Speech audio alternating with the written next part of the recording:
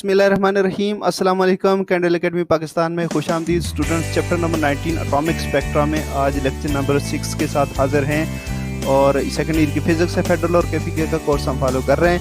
आज के लेक्चर के हमारे जो 3 टॉपिक्स डिस्कस करने जा रहे हैं वो कुछ यूँ हैं। Hydrogen emission spectrum, what is energy level diagram, de Broglie waves and hydrogen atom।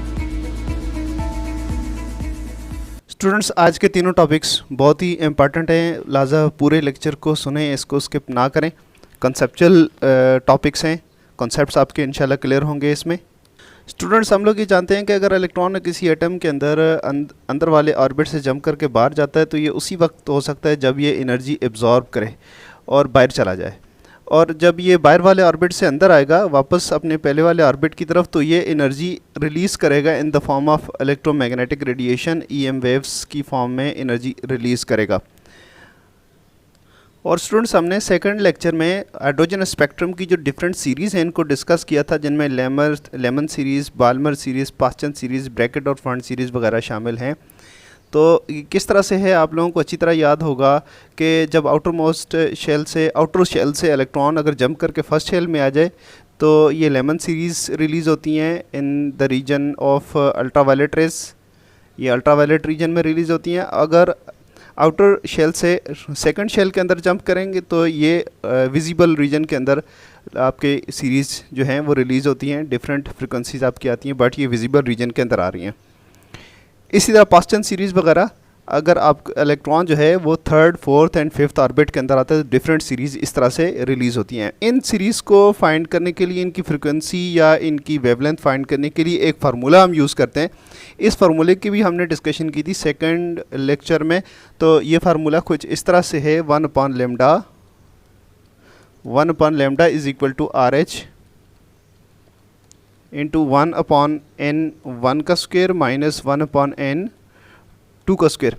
Students, इस फार्मूले को हमने डिस्कस किया था, बट एग्जैक्टली हमने कैलकुलेशंस नहीं की किसी भी फ्रिक्वेंसी की, बट ये कहे कि डिफरेंट सीरीज़ जो है इस फार्मूले के साथ कैलकुलेट होती हैं और आपको मिल सकती हैं वेवलेंथ डिफरेंट ऑर्बिट से। अगर आप कैलकुलेट करें, इसके अंदर पुट करेंगे इलेक्ट्रॉन कहाँ से आ रहा है और कहाँ पे जंप कर रहा है, यानी आउटर ये जो है ये टारगेट, ये जो होता है ये जो ऑर्बिट होता है ये वो होता है जहाँ से इलेक्ट्रॉन आ रहा है, और जिसके अंदर जंप कर रहा है उसको हम n1 कहते हैं।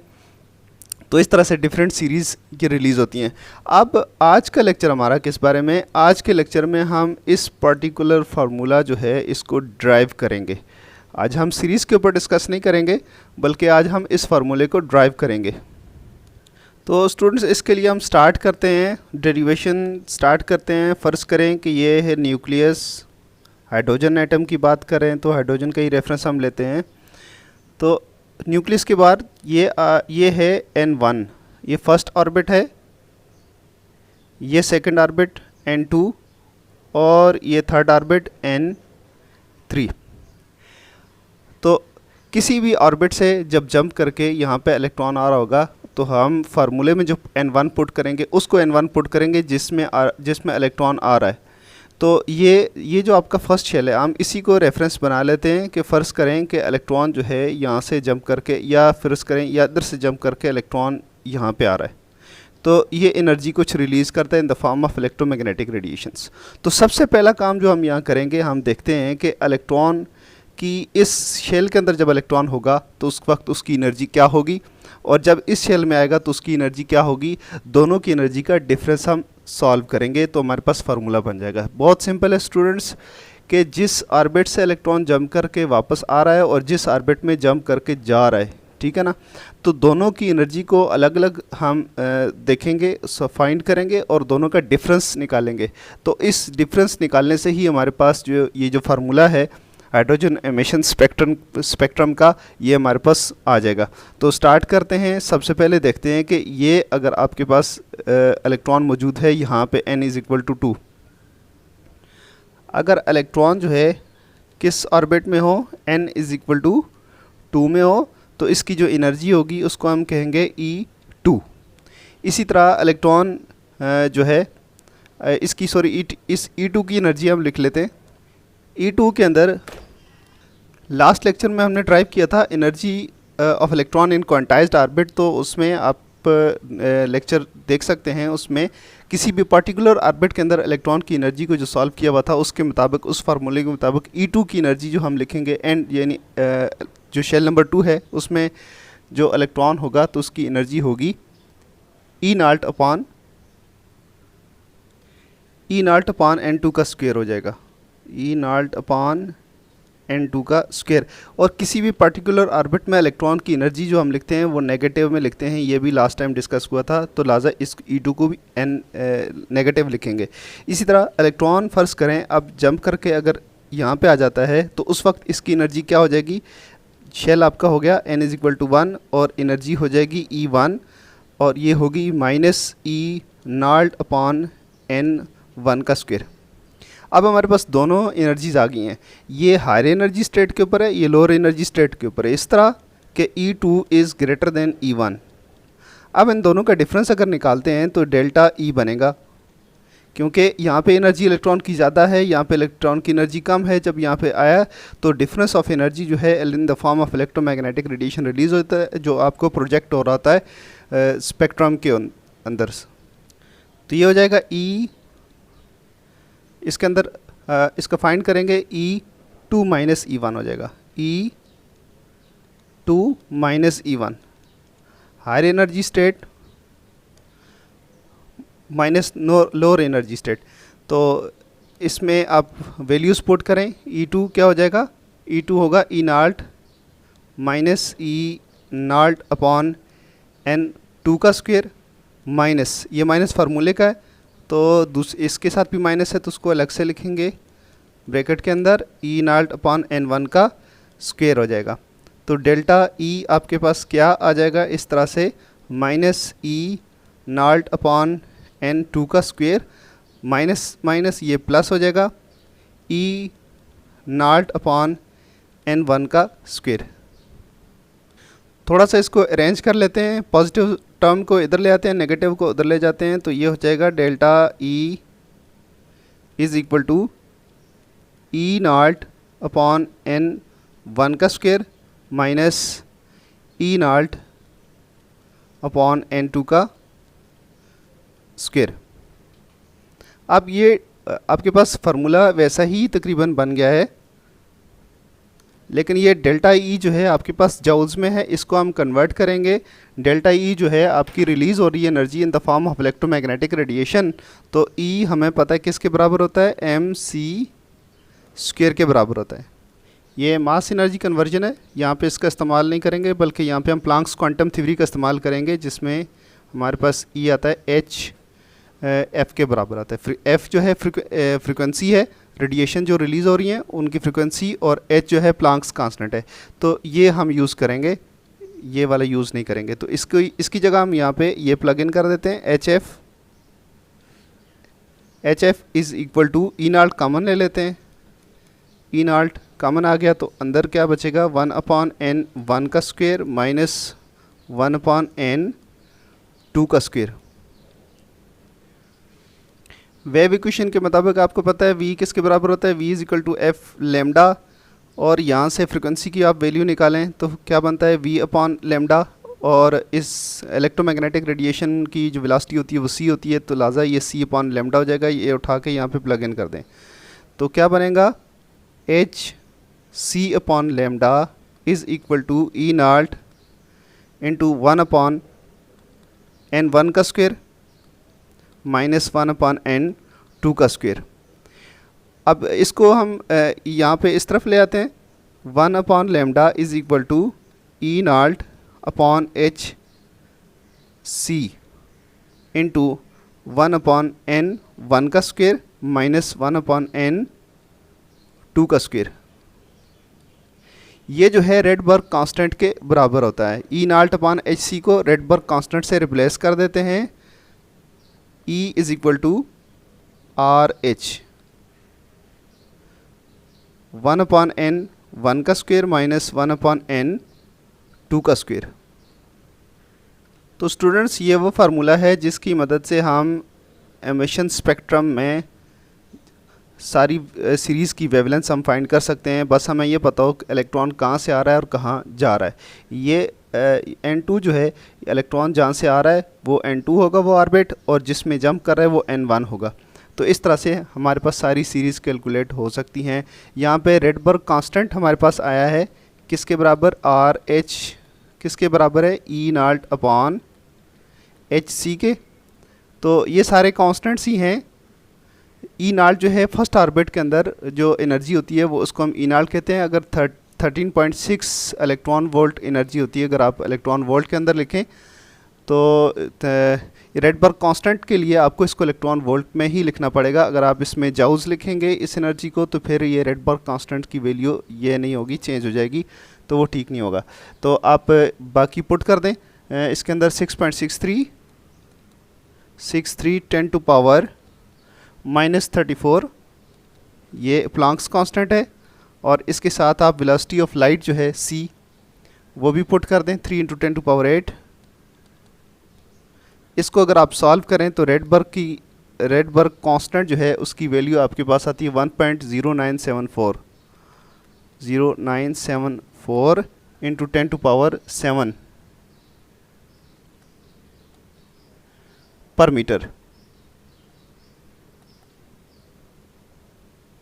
तो ये है रेडबर्ग कांस्टेंट की वैल्यू। आप इसको डायरेक्टली भी यूज़ कर सकते हैं, या इस तरह भी फार्मूले के अंदर जो अगर क्वेश्चन आ जाता है तो ई नॉट अपॉन एच सी भी लिख सकते हैं। अगर आपको डायरेक्ट याद है, कैलकुलेटर के अंदर रेडबर्ग कांस्टेंट की वैल्यू मौजूद होती है, तो डायरेक्टली आप पुट कर सकते हैं। स्टूडेंट्स, इसके बाद आते हैं हम एनर्जी लेवल डायग्राम की तरफ। हम ये जानते हैं कि इलेक्ट्रॉन अगर फर्स्ट ऑर्बिट के अंदर हो, हाइड्रोजन का इलेक्ट्रॉन फर्स्ट ऑर्बिट के अंदर हो, तो इसको ग्राउंड स्टेट कहते हैं। तो ग्राउंड स्टेट में जब होगा एटम, तो उस वक्त इलेक्ट्रॉन की जो एनर्जी होगी उसको हम ई नॉट कहते हैं, और इसका जो डिस्टेंस है न्यूक्लियस के साथ इसको हम R1 कहते हैं। हमें R1 और ई नॉट की वैल्यू पता हो तो किसी भी ऑर्बिट के अंदर एनर्जी और रेडियस किसी भी ऑर्बिट का लिखना आसान हो जाता है। फिर हम in terms of E not और R1 ही लिखते हैं। तो हम किसी भी ऑर्बिट की एनर्जी को इस तरह लिख सकते हैं, E n is equal to minus E not upon n square. यानी एन जो है उस हमें नंबर ऑफ़ ऑर्बिट का पता होना चाहिए, इलेक्ट्रॉन कहाँ पे है इस फार्मूले के अंदर पुट करेंगे तो हमारे पास उस ऑर्बिट के अंदर इलेक्ट्रॉन की एनर्जी आ जाएगी। इसी तरह अगर हमें R1 का पता हो तो हम किसी भी ऑर्बिट का जो रेडियस है उसको हम इन टर्म्स ऑफ R1 लिख सकते हैं, और इसका जनरली हम इस तरह से फार्मूला लिख सकते हैं, r n is equal to R1 n square. इन दोनों के जो फुल जो फार्मूला हैं वो हमने ड्राइव किए हुए लास्ट जो गुजरे लेक्चर से, उनमें आप देख सकते हैं कि आर एन फाइंड करने के लिए एक लंबा चौड़ा जो फार्मूला है वो किस तरह से है। लेकिन अगर आपको R1 का पता हो तो आपको इतना लंबा फार्मूला लिखने की ज़रूरत नहीं है, जस्ट इसको इस तरह लिख सकते हैं। इसी तरह ई नॉट का पता हो तो आप इस तरह से लिख सकते हैं एनर्जी किसी भी ऑर्बिट के अंदर इलेक्ट्रॉन की। इलेक्ट्रॉन अगर फर्स्ट ऑर्बिट के अंदर हो तो उसकी एनर्जी ई नॉट होगी, उसके बाद सेकंड ऑर्बिट के अंदर हो तो ई नॉट अपॉन 2 का स्क्वायर यानी ई नॉट अपॉन 4 हो जाती है, 3 के अंदर हो तो ई नॉट अपॉन 9 हो जाती है।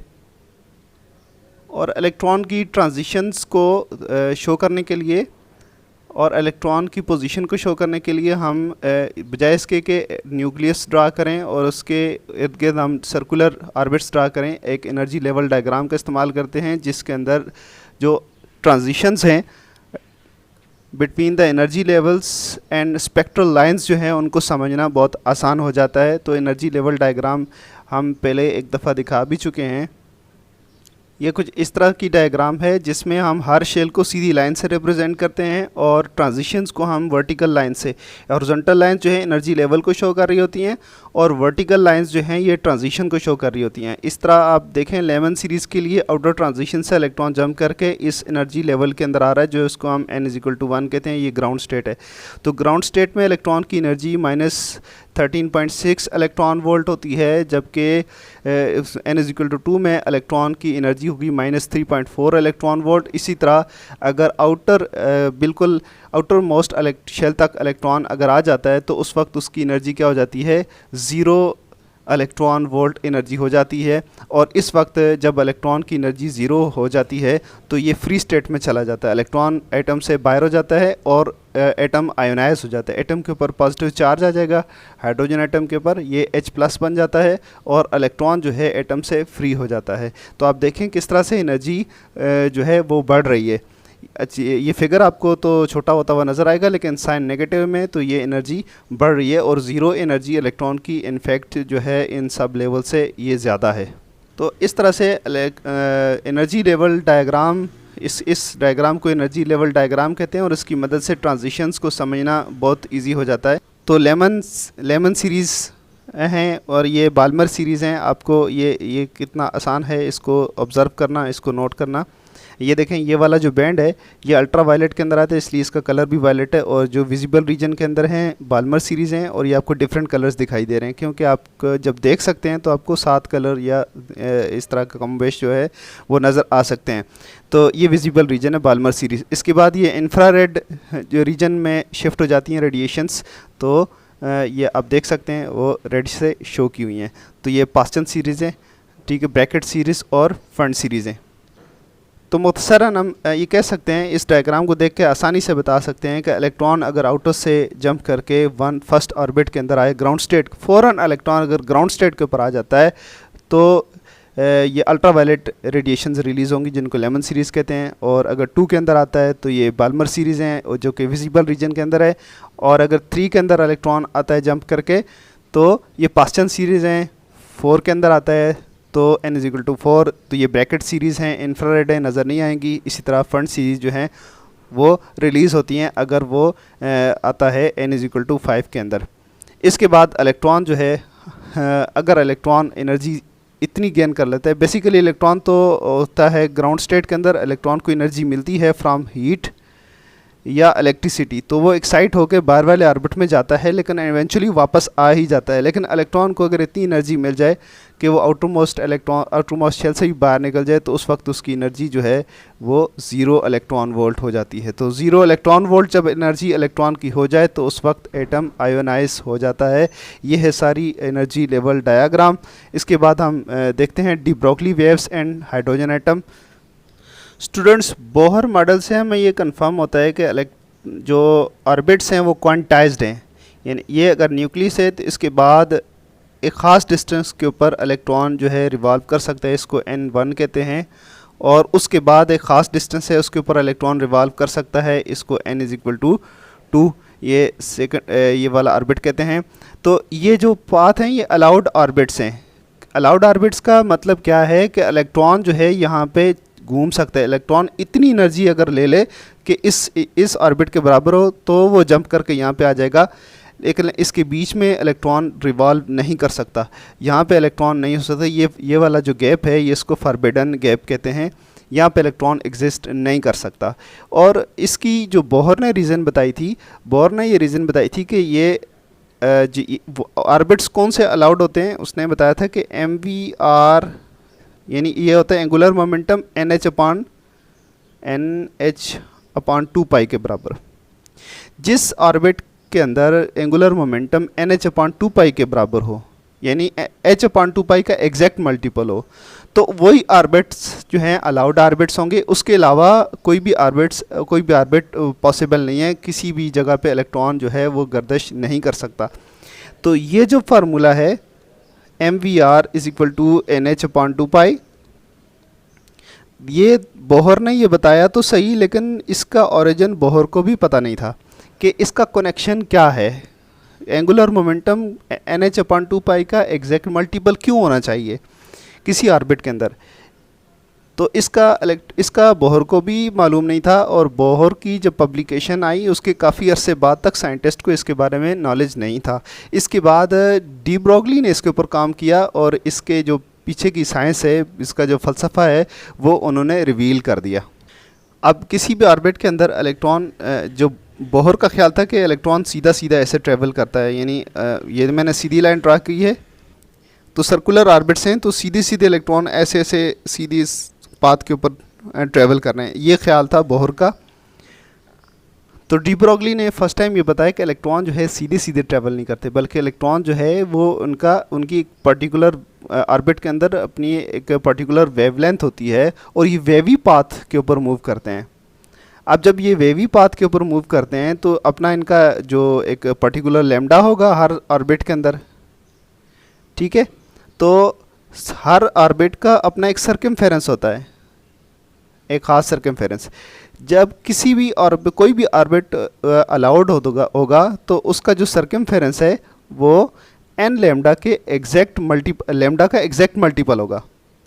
यानी दूसरे लफ्ज़ों में आप ये इस तरह से देख सकते हैं कि ऑर्बिट्स कौन से अलाउड होंगे जिसमें वेव जो है इलेक्ट्रॉन का या तो 1 लैम्डा हो सकता है, 1 लैम्डा वेव हो सकती है, यानी या 2 लैम्डा यानी 2 वेव्स इलेक्ट्रॉन की आ सकती हैं, या इलेक्ट्रॉन की 3 वेव्स आ सकती हैं, इलेक्ट्रॉन की 4 वेव्स आ सकती हैं, ठीक है।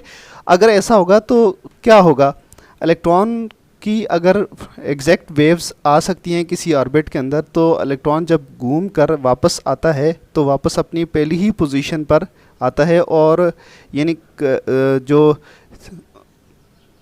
अब देखें ये सीधा तो ट्रेवल नहीं कर रहा ना, इलेक्ट्रॉन सर्कुलर पाथ है, तो अगर इलेक्ट्रॉन यहाँ से वेव बनाते हुए वापस आता है, जब वो फर्स्ट पॉइंट पे आता है तो वापस उसी फेज़ के साथ वो जा रहा होता है। यानी उसकी वेव अगर देखें तो कंस्ट्रक्टिव इंटरफेरेंस हर वक्त परफॉर्म हो रहा होगा। उस सूरत में कंस्ट्रक्टिव इंटरफेरेंस होगा कि उसका सर्कमफेरेंस जो है वो एग्जैक्टली लैम्डा का मल्टीपल होगा, तो तभी पॉसिबल है कि इलेक्ट्रॉन जो है वहाँ पे मूव करेगा और स्टैंडिंग वेव्स जो है इलेक्ट्रॉन की बनेगी। इसको हम दूसरी डायग्राम की मदद से ज़रा अच्छे से एक्सप्लेन करने की कोशिश करते हैं। अब इस डायग्राम को स्टूडेंट्स अगर गौर से देखें, आपको यहाँ पे एक रस्सी की तरह का नज़र आ रहा होगा, जिस तरह के हमने फर्स्ट ईयर की बुक में पढ़ा है कि किस तरह से वो स्ट्रेच स्ट्रिंग के अंदर स्टैंडिंग वेव्स बनती हैं। तो ये अभी 2 एंड्स जो हैं इनके दरमियान एग्जैक्ट जो है वो वेव्स बन रही हैं, 3 वेव्स आ रही हैं। यानी ये देखें, अगर हम यूँ करते हैं तो ये एक वेव है, फिर ये दूसरी वेव है, फिर ये तीसरी वेव है, उसके बाद ये रिफ्लेक्ट होके वापस यूँ आ रहा है, ठीक है जी। तो स्टैंडिंग वेव्स बन रही हैं। तो इसके अंदर क्या है, 3 लैम्डाज हैं, ठीक है। तो इस तरह कौन सा ऑर्बिट अलाउड होगा जिसमें एग्जैक्ट n लैम्डा वेव्स जो है इलेक्ट्रॉन की बन सकें। तो अगर आप यहाँ से देखें, इस डायग्राम को देखें कि ये ऑर्बिट है, न्यूक्लियस से इस डिस्टेंस के ऊपर ये अगर फर्स्ट ऑर्बिट हो तो इस डिस्टेंस के ऊपर इलेक्ट्रॉन रिवॉल्व करेगा। कब करेगा कि उसकी वेव जो है ना कंप्लीट बन रही हो और ये इलेक्ट्रॉन वापस आके उसी पाथ के ऊपर ऐसे फॉलो करे। यानी उसका जो सर्कमफेरेंस है, ये क्या है, सर्कमफेरेंस है। ये सर्कमफेरेंस किसके बराबर होना चाहिए, n लैम्डा के बराबर होना चाहिए, तभी कंस्ट्रक्टिव इंटरफेरेंस होता है। कंस्ट्रक्टिव इंटरफेरेंस की ये कंडीशन है, ठीक है जी।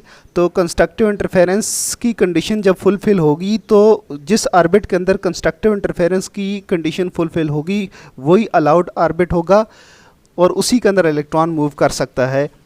तो इसी तरह आप ये देखें, अगर हम फर्स्ट ऑर्बिट को यहाँ से शिफ्ट करते थे, हम चाहते हैं कि इलेक्ट्रॉन यहाँ पे ना घूमे बल्कि यहाँ पे घूमे, तो आप देखें इलेक्ट्रॉन अगर यहाँ से स्टार्ट करता है, ऑर्बिटिंग स्टार्ट करता है, तो एक चक्कर पूरा लगाने के बाद जब दूसरे के लिए आता है तो उसका पहले जो पाथ है उसको वो डेविएट कर जाता है। अब उसका डिस्ट्रक्टिव इंटरफेरेंस शुरू हो जाता है। देखें ये डिस्ट्रक्टिव इंटरफेरेंस हो रहा है, कंस्ट्रक्टिव नहीं है। यानी इलेक्ट्रॉन उसी एग्जैक्ट पाथ के ऊपर जाना चाहिए। ये तभी मुमकिन है कि उसके नंबर ऑफ़ लैम्डास जो हैं वो एग्जैक्ट जो है इंटीजर हों। तो ये देखें 2πr is not equal to n lambda, ठीक है। ये n जो है इंटीजर होना चाहिए। तो ऐसा अगर ना हो तो कभी भी इलेक्ट्रॉन ऑर्बिट नहीं कर सकते। इसलिए 2 ऑर्बिट्स के दरमियान जो है, यानी ये ऑर्बिट अलाउड है तो इसका मतलब है इस ऑर्बिट का जो सर्कमफेरेंस है 2πr सर्कमफेरेंस होता है। 2πr यहाँ भी n लैम्डा है, n लैम्डा यहाँ पे पॉसिबल है। नेक्स्ट ऑर्बिट यहाँ पे होगा क्योंकि यहाँ पे भी 2πr किसके बराबर होगा, n लैम्डा के बराबर होगा। यानी ये अगर ये 1 लैम्डा है तो ये 2 लैम्डा होगा और इससे अगला जो है वो 3 लैम्डा होगा। जनरली हम जब बात करते हैं तो इसको n लैम्डा कहते हैं। तो वो ऑर्बिट्स अलाउड हैं कि जिनमें जो ऑर्बिट का जो किसी भी ऑर्बिट का सर्कमफेरेंस है वो लैम्डा का एग्जैक्ट मल्टीपल हो, तो ये कंस्ट्रक्टर इंटरफेरेंस की कंडीशन जो है फुलफिल होगी जिस ऑर्बिट के अंदर, तो वो ही अलाउड ऑर्बिट होगा। तो डी ब्रॉगली एटम आपको कुछ इस तरह से दिखेगा कि किसी ऑर्बिट के अंदर इलेक्ट्रॉन जो है बिल्कुल सीधा सीधा नहीं जा रहा, बल्कि वो वेव्स बनाता हुआ जा रहा है। अगर हम इसको एक वेव कहें तो ये देखें आपके पास कितनी वेव्स आ रही हैं, 5 और या 6 वेव्स आ रही हैं, यानी complete waves, number of waves होंगी। और ऑर्बिट के अंदर किसी शेल के अंदर इलेक्ट्रॉन जो है इस तरह से मूव करेगा, सीधे पाथ पर मूव नहीं करेगा। अब अगली जो बात थी कि एम